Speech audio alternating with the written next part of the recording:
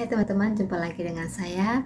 Nah, beberapa hari yang lalu itu saya dan suami jalan-jalan sampai ke Surabaya. Ya biasalah lihat anak lagi kuliah di sana.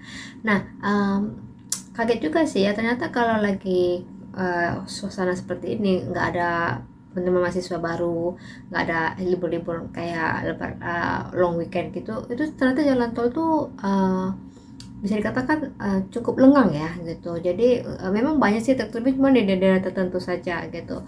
Nah, jadi saya langsung teringat tuh kenapa waktu kalau lebaran atau apa gitu yang agak-agak long weekend tuh padat sekali gitu ya. Jadi bisa dikatakan peningkatan itu bukan cuma 2 kali, mungkin sampai 3, 4 kali gitu ya. Nah, kita langsung kepikir, wow, sebentar lagi Natal tahun baru nih. Jadi berarti akan ada pelonjakan pendapatan nih pada Jasa Marga selaku pengelola jalan tol. Ayo kita lihat sendiri sekarang yuk, gimana track record Jasa Marga. Kalau emang menarik, mungkin bisa dimasukin atau ya kita lihat sekarang ya. Oke teman-teman, di sini saya sudah buka laporan keuangan konsolidasi interim PT Jasa Marga Persero atau dengan kode saham JSMR ya. Oke, kita langsung aja ke yang pertama bisa kita lihat adalah balance sheet-nya dia. Nah, di sini kita bisa melihat bahwa kasnya dia itu meningkat dari 4,8 menjadi 6,3 triliun dibandingkan Desember yang lalu ya. Nah ini tapi kita nggak boleh langsung senang dulu ya, dari mana datangnya ini, apakah dari karena pendapatan yang meningkat, laba meningkat atau apa gitu ya. Tapi kita ingat dulu ya bahwa ada peningkatan kasnya dia gitu ya, setidaknya mungkin dia ada punya kewajiban seperti itu ya. Nah kemudian di sini kalau kita lihat piutangnya meningkat ya. Oke, kemudian persediaannya hampir kurang lebih sama tetap ya. Jadi secara overall yang penting kasnya meningkat itu ya. Dan artinya current asetnya dia meningkat lah gitu ya. Nah kalau kita bicara current aset, kita mesti langsung bicara cek lagi apakah dia punya kewajiban jangka pendek yang harus dia bayar. Nah kita lihat langsung ya ke current asetnya dia itu. Ternyata dia memiliki beban utang yang jatuh tempo dalam waktu tepat ini adalah 6,7 triliun. Karena apa 6,7 triliun ini kan setiap ini disajikan dalam juta rupiah ya. Di 6,7 triliun ya dalam 1 tahun ini gitu ya. Jadi kalau ini perlu kita ingatkan dalam 1 tahun, bukan 1 bulan ini. Jadi artinya dia masih punya waktu sampai bulan Desember lah gitu ya. Nah yang sangat dekat itu adalah utang obligasi 280 miliar. Nah kalau kita lihat tadi utang cashnya dia tuh ada 6,8 triliun. Nah jadi kita bisa pastikan bahwa dia bisa bayar ini yang waktu dekatnya. Utang bank mungkin ya harus nambah dikit-dikit lagi lah ya. Tapi kalau secara overall liabilitas jangka pendeknya dia itu ternyata besar sekali ya teman-teman ya. Ini 20 triliun sedangkan tadi cuma sebesar 8,9 triliun. Jadi dia harus nyari lagi nih ya. Dalam waktu dekat ini dia harus dapatkan uang lagi setidaknya untuk membayar ini gitu. Nah, tapi kalau kita lihat sini yang sangat yang berat itu adalah di hutang sih ya. Di hutang. Tapi kalau kayak ini kan mungkin beban ekor itu berarti itu bisa lah itu gitu, nggak berbunga, jadi nggak terlalu memberatkan. Tapi kalau untuk membayar ini dia bisa lah kan, ini kan ini 6,9 sedangkan tadi cashnya dia 6,3, tinggal kurang dikit lah gitu kira-kira gitu. Nah kalau dibandingkan kalau kita lihat lagi dengan utang jangka panjangnya dia itu ada 55 triliun. Nah ini jadi ini yang perlu kita perhatikan ya sebagai investor, apakah dia nanti bisa apa yang dilakukan oleh Jasa Marga untuk membayarnya seperti itu ya. Oke. Kalau dari segi ekuitas kita bisa melihat bahwa ekuitasnya itu dia naik ya dari 57 triliun menjadi 5,8, walaupun sangat tipis, tapi itu itu naiknya itu karena peningkatan laba. Oke, sekarang kita masuk ke labanya, ke income statement-nya dia. Ada kalau di sini kita lihat ternyata pendapatan jasa marga itu berkurang dibanding periode yang sama pada tahun 2024. Jadi dari 13,72 turun menjadi 12,94. Meskipun pendapatan tolnya itu naik ya, sebenarnya naik, pendapatannya naik sekitar 5% ya. Nah, turunnya karena apa? Turunnya pada konstruksi. Jadi gini ya, konstruksi itu kan biasanya kalau belum selesai ya nggak bisa dibayar, kayak kita coba bangun rumah kayak gitu ya. Mungkin juga seperti ini. Nah, kemudian juga kalau kita lihat di sini di laba kotornya dia dari 5,3 triliun menjadi 5,6, jadi bagus lah ya, lebih baik lah daripada yang sebelumnya seperti itu. Walaupun di sini pendapatan turun, malah dia bisa meningkatkan laba brutonya dia gitu ya. Yang perlu kita perhatikan lagi adalah laba usahanya dia. Laba usahanya dia dari 4,5 triliun menjadi 4,7 triliun. Itu kenapa ya? Itu karena ada penghasilan keuangan ya. Jadi mungkin mereka simpan uang di mana, apa ya, kayak itu kan ada case-nya itu, nggak mungkin di jadi itu bisa mungkin dalam bentuk deposito loh atau apa gitu. Jadi ada nambahnya gitu. Jadi bukan gara-gara admin apa biaya personal kayak biaya gaji, karena kita bisa melihat bahwa gajinya mereka itu beban umum dan administrasi itu naik ya dari 978 miliar menjadi 996 miliar, hampir 1 triliun ya. Jadi walaupun ini naik, tapi ini nggak terlalu bukan karena efisiensi gitu ya, ini malah karena penghasilan keuangan, sementara di sisi lain dia punya banyak utang gitu ya. Nah, kemudian sehingga secara overall ya, secara overall dia dari 2,6 menjadi 3,2. Jadi ini belum menunjukkan tanda-tanda dari segi operasional, ini belum menunjukkan tanda-tanda efisiensi belum baik sih ya gitu. Nah, akhirnya kalau kita itu sampai ke bawah, maka laba per sahamnya dia, laba tahun berjalannya dia itu masih lebih rendah daripada tahun yang lalu.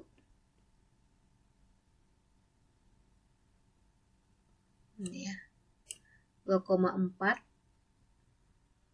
dibanding dengan 2,8 pada tahun yang lalu dengan di periode yang sama.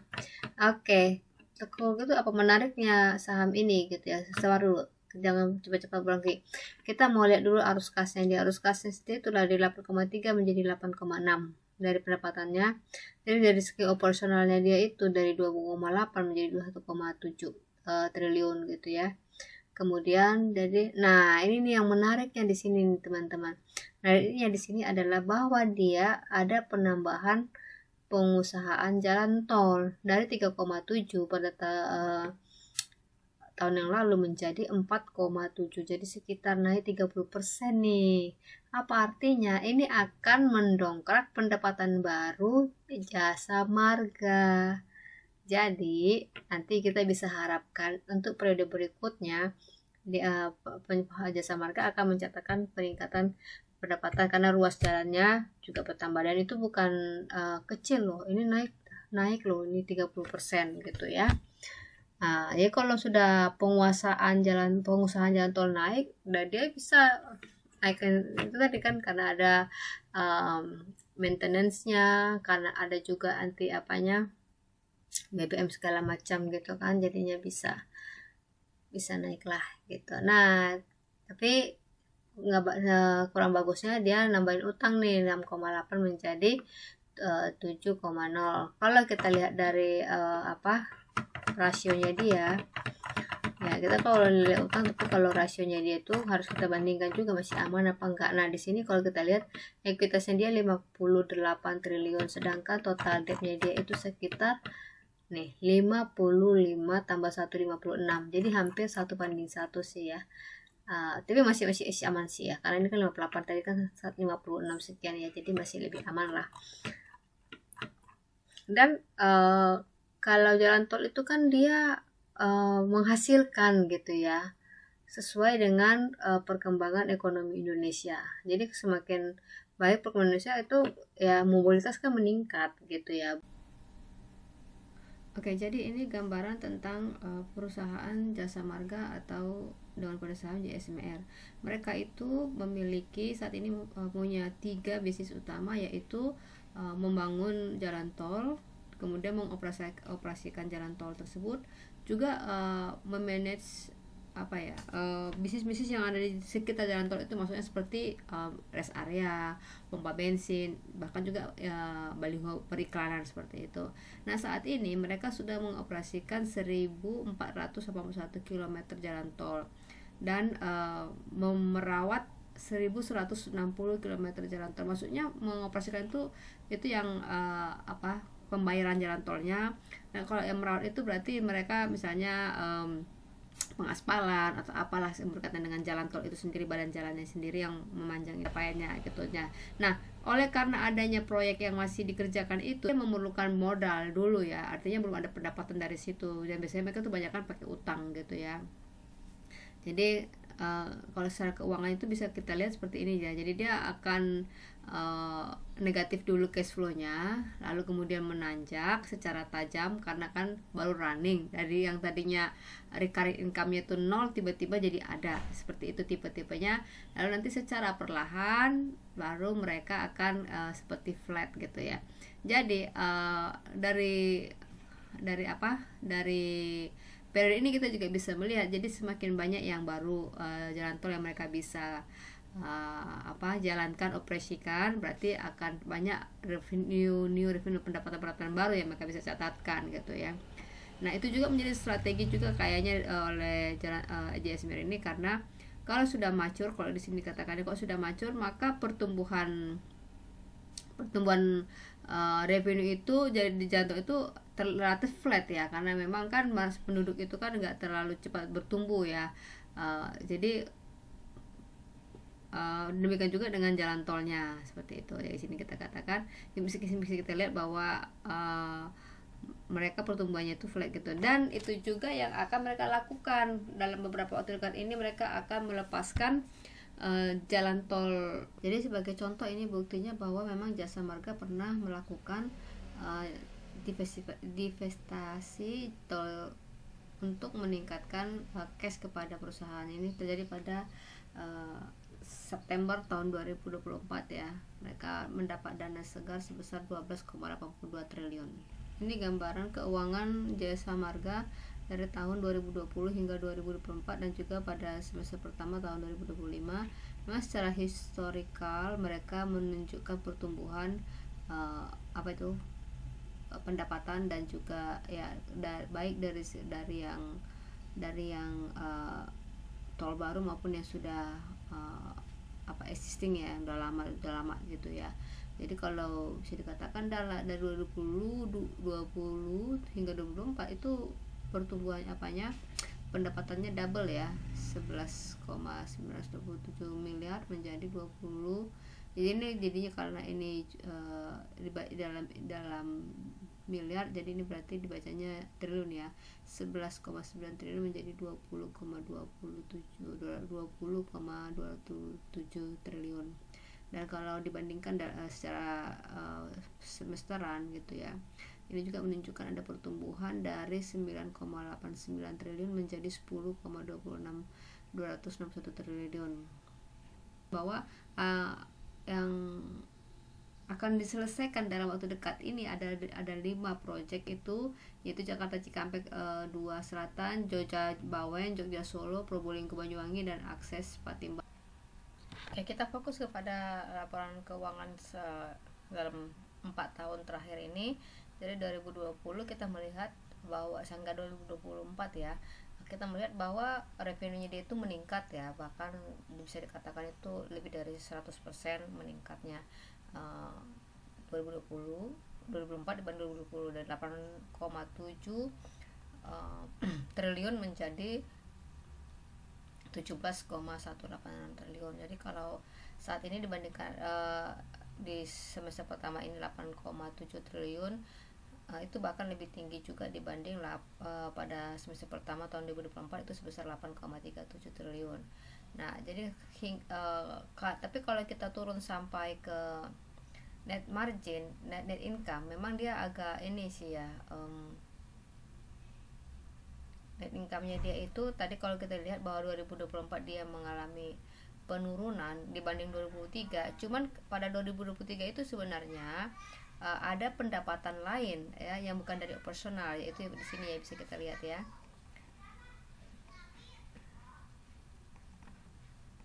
Jadi bukan dia menurun sebenarnya kalau secara operasional, tapi usahanya, tapi karena ada pendapatan khusus yaitu dari investasi jalan tol yang mereka lakukan gitu. Jadi sebesar keuntungannya itu sebesar sekitar 4 triliun seperti itu.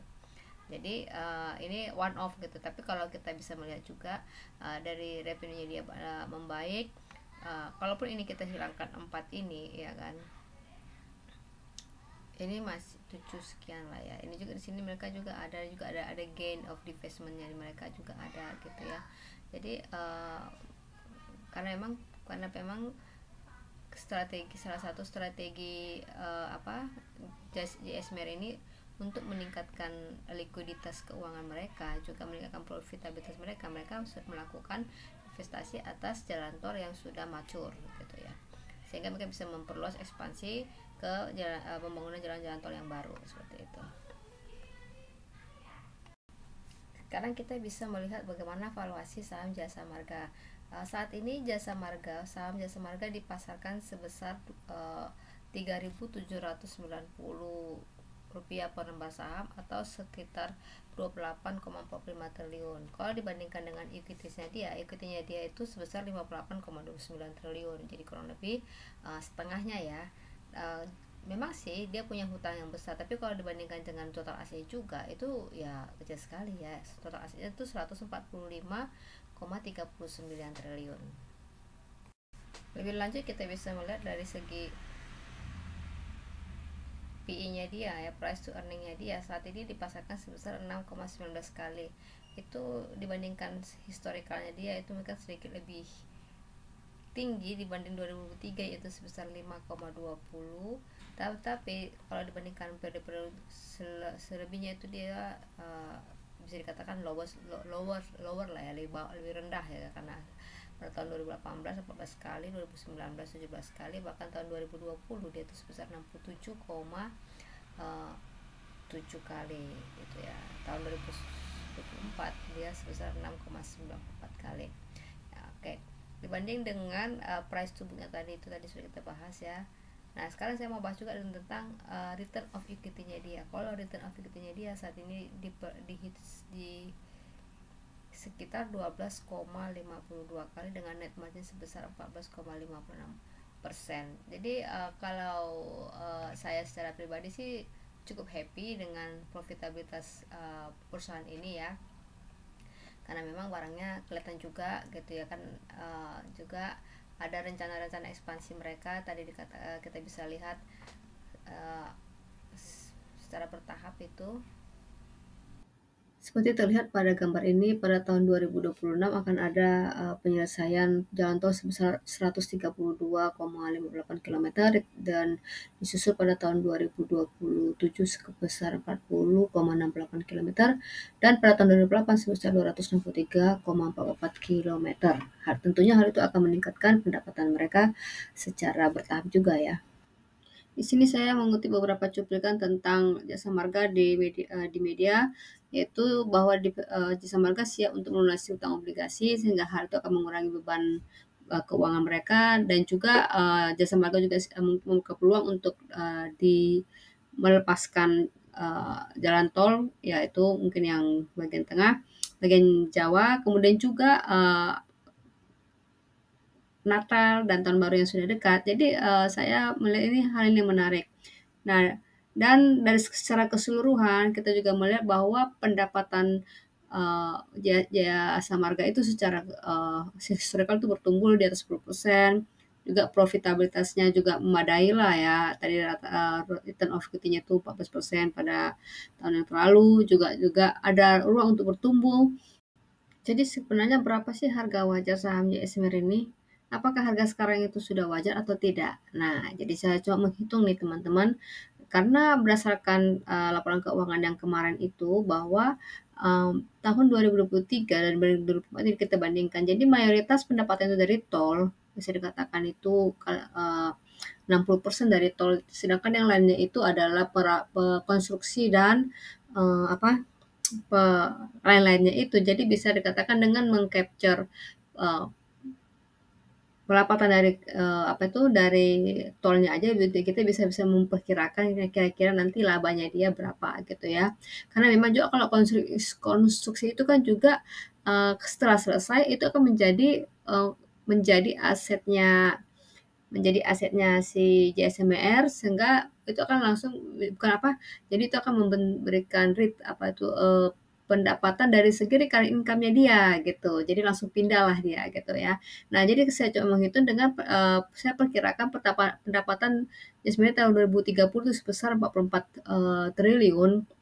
Nah, dengan margin 14%, maka net income itu menjadi 6,2 triliun. Jika PI-nya sebesar 7 kali, maka market cap-nya mestinya 43 triliun. Sedangkan saat ini market cap 28 triliun, jadi masih ada upside sebesar 35 triliun.